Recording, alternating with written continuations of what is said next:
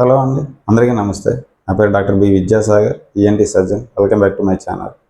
ఈ వీడియోలో కామన్గా మా దగ్గరకు వచ్చే పేషెంట్స్ చెప్పే ఒక కంప్లైంట్ గురించి డిస్కస్ చేద్దామండి. చాలా ఇంపార్టెంట్ టాపిక్ అండి. మీరు చివరి వరకు చూడండి, లైక్ చేయండి, షేర్ చేయండి. చాలామందికి ఇన్ఫర్మేషన్ అనేది హెల్ప్ అవుతుంది. సో చాలామంది మా దగ్గరకు వచ్చే వాళ్ళలో కంప్లైంట్ చేసే ప్రాబ్లం ఏంటంటే, అన్నం మింగేటప్పుడు మాకు ఇబ్బందిగా ఉందండి, అన్నం ముద్ద అనేది ఫ్రీగా దిగట్లేదు, ఆ గొంతులో స్ట్రక్ అయిపోతుంది, ఆ టైంలో ఊపిరాడినట్టు ఒక రకమైన చోకింగ్ ఫీలింగ్ లాగా, అంటే వాళ్ళు ఊపిరి ఆగిపోయినట్లు, బ్రీతింగ్ తీసుకోవడానికి ఇబ్బంది పడతా, అది ముద్ద అనేది ఫ్రీగా కిందకి దిగక ఈ ఇబ్బందితో వస్తుంటారండి. కొన్నిసార్లు ఆ ముద్ద దిగడానికి వాళ్ళు ముద్దకి మంచినీళ్ళు తాగాల్సి వస్తుంది అని చెప్తుంటారు. సో ఈ కంప్లైంట్తో జనరల్గా వస్తుంటారండి. ఈ ప్రాబ్లం ఎక్కువగా ఆడవాళ్ళలో చూస్తుంటాము. ఈ ప్రాబ్లం ఉన్న వాళ్ళలో మేము గమనించినప్పుడు వాళ్ళలో మెయిన్గా అబ్జర్వ్ చేసే కంప్లైంట్ ఏంటంటే రక్తహీనత అండి. అంటే వాళ్ళ బాడీలో రక్తం అనేది ఉండాల్సిన దానికన్నా చాలా తక్కువగా ఉంటుంది.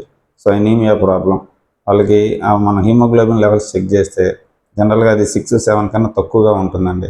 సో ఎనీమియా, ఈ రక్తహీనత వల్ల వచ్చే ప్రాబ్లమ్స్లో ఈ అన్నం మింగుడు పడకపోవడం కూడా ఒక ప్రాబ్లం అండి. దాంతోపాటు ఈ ఎనీమియా వల్ల ఎక్కువగా నీరసంగా ఉండటము, చిన్న పని చేసినా అలసిపోవడము, అలాగే గుండె దడగా ఉండటము, ఊరికే చిన్న చిన్న ఇన్ఫెక్షన్స్ రావడము, ఇలాంటి లక్షణాలు కూడా చూస్తుంటామండి. దాంతోపాటు ఈ మింగుడు పడకపోవడం అనే సమస్య కూడా చూస్తుంటాము. సో ఈ రక్తహీనత వల్ల వీళ్ళలో అన్నవాహికలో ఒక రకమైన ఎక్స్ట్రా గ్రోత్ అండి, అంటే ఒక రకమైన ఈసోఫేజియల్ వెబ్స్ అంటాము, ఇలాంటివి తయారయ్యి ఆ అన్నవాహిక అనేది నేరో అయిపోయి దానివల్ల వాళ్ళు ముద్ద అనేది ఫ్రీగా కింద దిగక ఇబ్బంది పడుతుంటారండి. నీళ్లు తాగితే కానీ ముద్ద దిగదు, ఇలాంటి కంప్లైంట్తో ఇబ్బంది పడుతూ ఉంటారు. సో ఈ రక్తహీనత అనేది మొదటి నుంచి సరైన ఆహారం తీసుకోకపోవడం, మంచి పోషకాహార లోపం వల్ల, ఆకుకూరలు, కాయగూరలు ఇలాంటివి తక్కువ వాడే వాళ్ళలో, ముఖ్యంగా పల్లెటూళ్ళలో చూస్తుంటాం, ఈ పొలం పనికి వెళ్తూ ఈ హడావిడిగా పచ్చడి వేసుకుని తిని వెళ్ళిపోతుంటారు, ఈ కాయగూరలు, ఆకుకూరలనే తక్కువ వాడుతుంటారు. దీనివల్ల లాంగ్ రన్లో ఈ రక్తహీనత అనే సమస్య వస్తుందండి. దీన్ని మనం పట్టించుకోకుండా ఇట్లా వదిలేసినప్పుడు లాంగ్ రన్లో ఈ అన్నం ముద్ద మింగుడు పడకపోవడము, ఈ డిఫికల్టీ ఇన్ స్వాలోయింగ్ ఇలాంటి సమస్యలు అనేది వస్తూ ఉంటాయి. ఈ ప్రాబ్లమ్ని ప్లమ్మర్ విన్సన్ సిండ్రోమ్ అని అంటారండి. ఎక్కువగా ఆడవాళ్ళలో చూస్తుంటాము. సో ఇలాంటి సమస్య ఉన్నప్పుడు అదే తగ్గుద్దిలే అని నెగ్లెక్ట్ చేయకుండా మీరు దగ్గరలో ఉన్న డాక్టర్ని కన్సల్ట్ అవ్వాలి.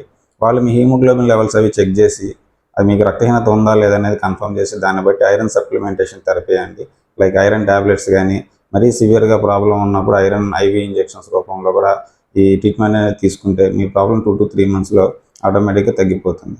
జనరల్గా ఈ ఐరన్ సప్లిమెంటేషన్ థెరపీ తర్వాత కూడా ఈ ముద్ద మింగటం అనే ప్రాబ్లం అనేది ఇంకా అట్లాగే ఉంటే అప్పుడు అవసరమైతే అల్ట్రాసౌండ్ స్కానింగ్స్ కానీ, ఎండోస్కోపిక్ ఎగ్జామినేషన్ ద్వారా యూసోఫాగస్ లోపల ఎలా ఉందనే చెక్ చేసుకొని దాన్ని బట్టి అవసరమైన ప్రొసీజర్స్ లైక్ యూసోఫేజియల్ డైలిటేషన్ కానీ ఇలాంటి ట్రీట్మెంట్ కూడా తీసుకోవచ్చండి.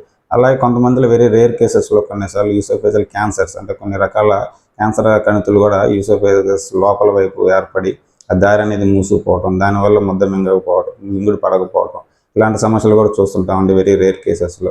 సో సమస్య అనేది ఏదైనా సరే 2-3 వారాలకి మించి ఈ మింగుడు పడకపోవడం అనే సమస్య ఉన్నప్పుడు మీరు నెగ్లెక్ట్ చేయకుండా మీ దగ్గరలో ఉన్న డాక్టర్ని కన్సల్ట్ అయ్యి దానికి సంబంధించిన పరీక్షలు చేయించుకొని దానికి సంబంధించిన ట్రీట్మెంట్ తీసుకుంటే ఈ సమస్య అనేది చాలా వరకు తగ్గిపోతుంది. Thank you.